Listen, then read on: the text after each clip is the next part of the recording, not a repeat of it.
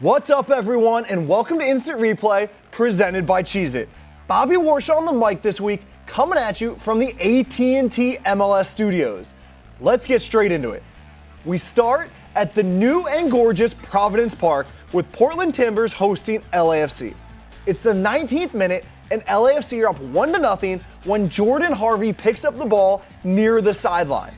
As Diego Chara attempts to win the ball back, he puts his studs into Harvey's lower leg. Now, it's a bit tricky because Robert Sabiga calls a foul, but it's for the original tackle on Chara a few moments before the tackle in question.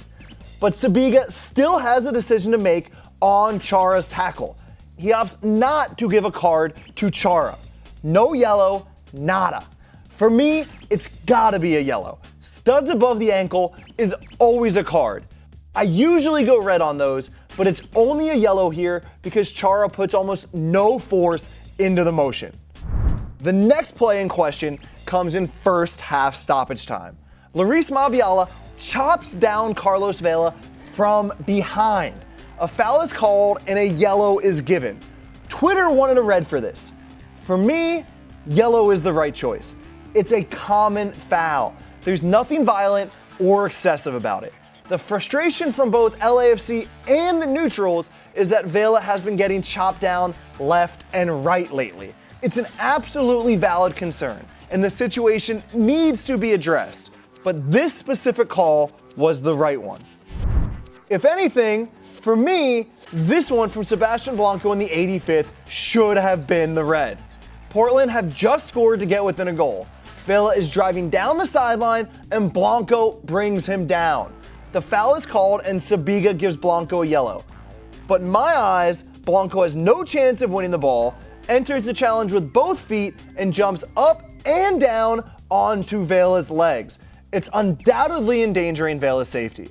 That's a red for serious foul play in my book. Before we get to the fireworks at the end, let's rewind to the 75th minute.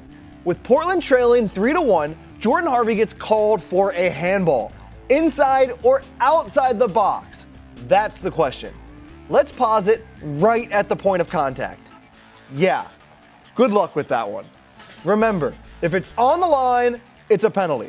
But even when pausing it at the best angle possible, I can't tell.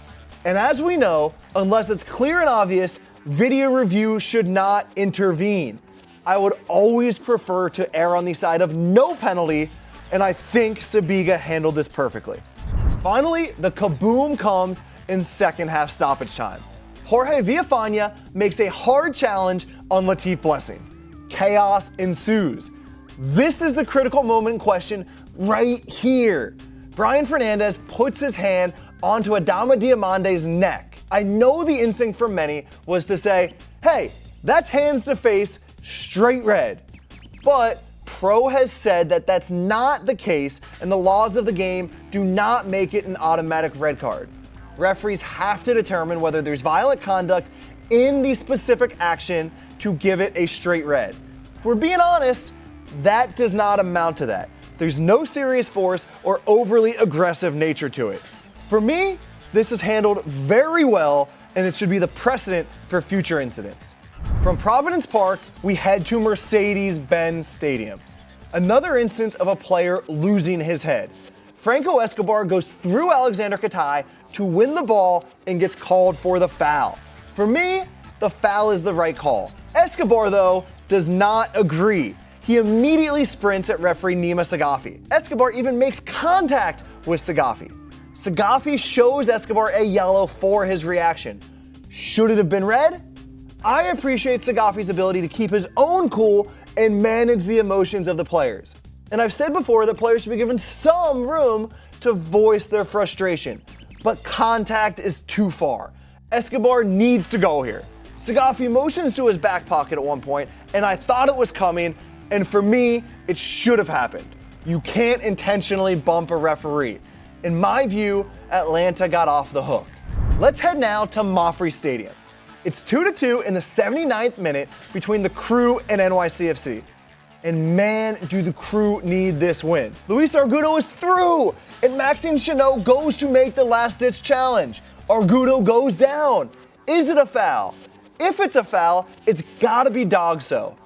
But referee Joe Dickerson waves play on. This is huge.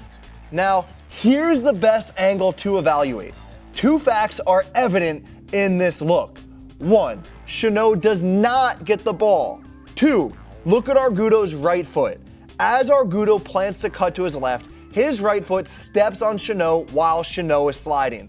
For me, that's Chanot making a challenge on the ball, missing and putting his body in the way of the opponent's movement. And that's why I argue it should be called a foul. I think Argudo, Porter and company got the short end of that call.